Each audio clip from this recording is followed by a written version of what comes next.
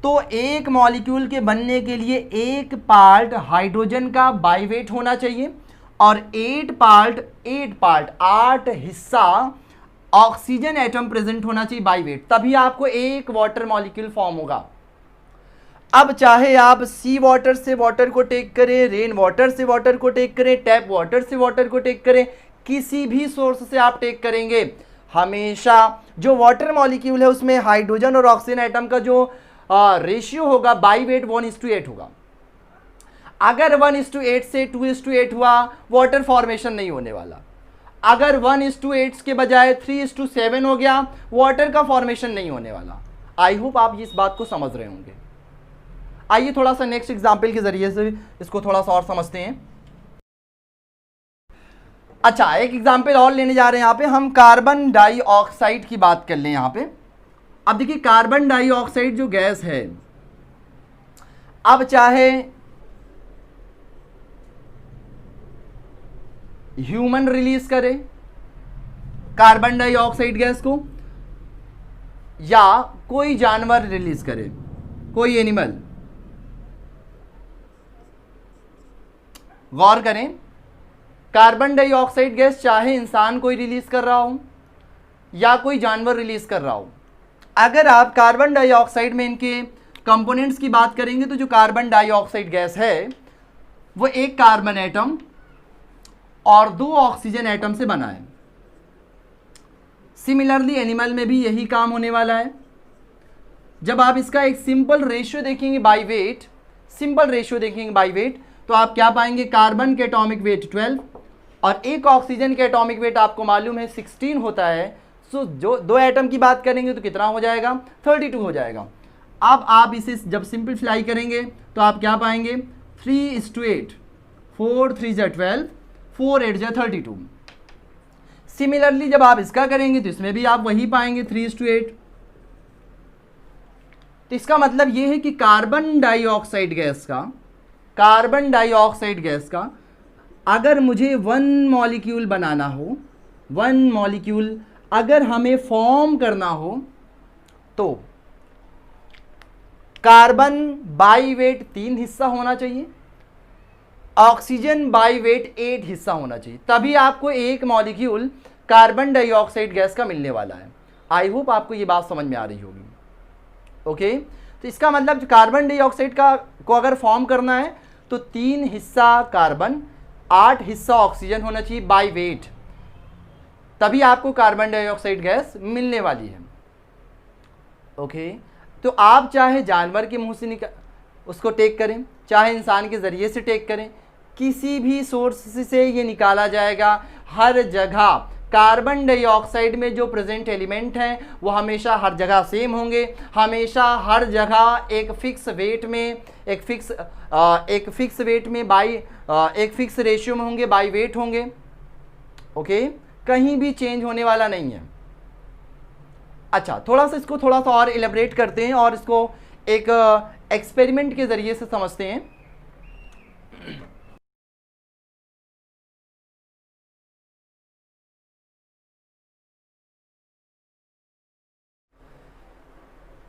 Okay, तो हमारे पास एक नेक्स्ट एग्जाम्पल है। हमारे पास एक क्वेश्चन है, जिस क्वेश्चन के ज़रिए से हम इस बात को समझेंगे कि जो हमारे पास लॉ ऑफ कांस्टेंट प्रोपोर्शन है वो क्या है और उसको हम क्लियर तरीके से किस तरीके से एक्सप्लेन कर सकेंगे। तो क्वेश्चन ये है कि हमारे पास 2 एक्सपेरिमेंट कराए जा रहे हैं। एक्सपेरिमेंट फर्स्ट में क्या है कि हमारे पास मैग्नीशियम का इतना ग्राम ऑक्सीजन के साथ जब बर्न होता है तो इतने ग्राम मैग्नीशियम ऑक्साइड को फॉर्म कर रहा है। सिमिलरली एक्सपेरिमेंट सेकेंड में हमारे पास क्या हो रहा है कि इतना वेट मैग्नीशियम का जब ऑक्सीजन के साथ बर्न किया जा रहा है तो इतने ग्राम मैग्नीशियम ऑक्साइड को फॉर्म कर रहा है। तो हम यहाँ पर चेक करेंगे कि क्या जो हमारे पास दोनों एक्सपेरिमेंट हैं वो लॉ ऑफ कांस्टेंट प्रोपोर्शन को फॉलो कर रहे हैं या नहीं। देखिए, लॉ ऑफ कांस्टेंट प्रोपोर्शन क्या है ये आप बात समझ चुके हैं कि मैं कोई भी कंपाउंड गिवन हो उसमें जो एलिमेंट्स प्रेजेंट हों उनका जो रेशियो हो बाई वेट हमेशा क्या होना चाहिए, कांस्टेंट होना चाहिए, और एलिमेंट्स हमेशा क्या हो, सेम होना चाहिए। कैसा भी एक्सपेरिमेंट हो, आप किसी भी सोर्स के ज़रिए से निकालिए, ये मैटर इसका नहीं रखता है। तो इसको चेक कर लेते हैं। यहाँ पे देखिए, इसके लिए हम सबसे पहले एक थोड़ा सा टेबल बना दें।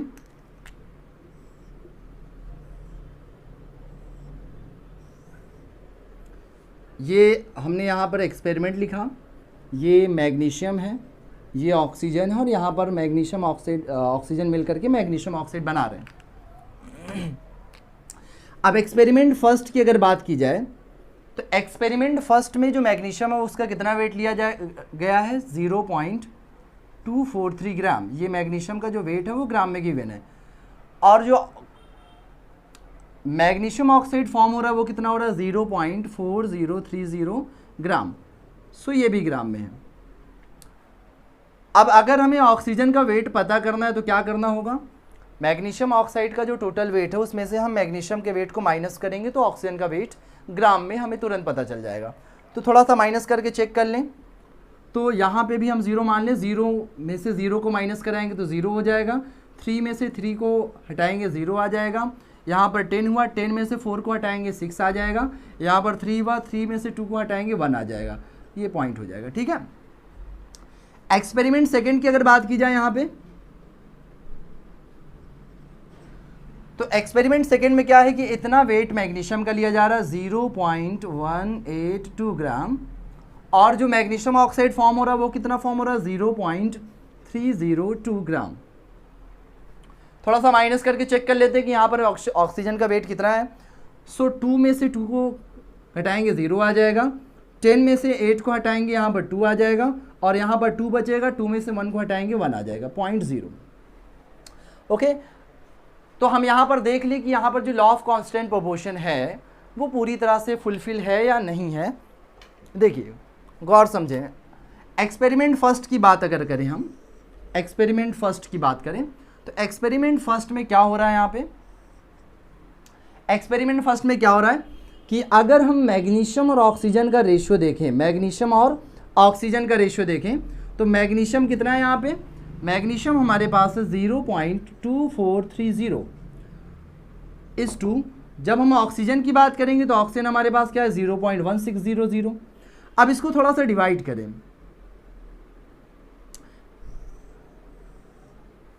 डिवाइड करेंगे तो कितना आएगा, यहाँ पे थोड़ा सा डिवाइड करके चेक कर लें यहाँ पे कितना आने वाला है, या डिवाइड कर ही देते हैं यहाँ पे,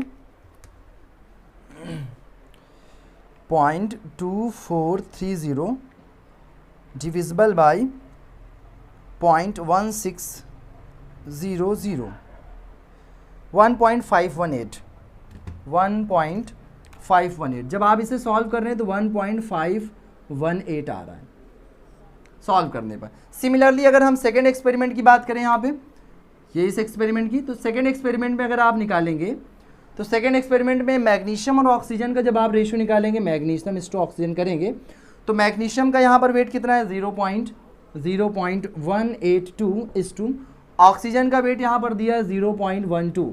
आप इसे सॉल्व करें और सॉल्व करने के बाद क्या पाते हैं, देखिए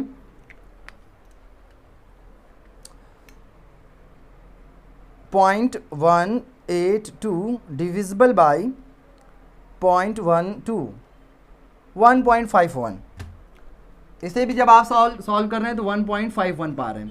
इसका मतलब ये हुआ कि जो आपके पास दोनों एक्सपेरिमेंट गिवन है, इन दोनों एक्सपेरिमेंट में मैग्नीशियम और ऑक्सीजन जो कि मैग्नीशियम ऑक्साइड में प्रेजेंट है वो एक फिक्स रेशियो में है by weight. Okay, so I hope आपको ये बात समझ में आ रही होगी कि लॉ ऑफ कांस्टेंट प्रोपोर्शन क्या है। तो गाइज, इस लेक्चर में हम लोगों ने क्या डिस्कस किया है, इस लेक्चर में हम लोगों ने लॉ ऑफ केमिकल कॉम्बिनेशन की बात की है। लॉ ऑफ केमिकल कॉम्बिनेशन में हमने 2 लॉस की बात कर ली है, जिसमें से आपने पहला लॉ पढ़ा law of conservation of mass के बारे में, और जो आपने सेकंड लॉ की बात की वो है law of constant proportion. I hope आपको ये इस लेक्चर में जितने भी बातें बताई गई होंगी वो सब समझ में आई होंगी। अगर कोई बात ना समझ में आई हो तो आप कमेंट बॉक्स में ज़रूर कमेंट करें और हम कोशिश करेंगे कि आप उस बात को समझ सकें।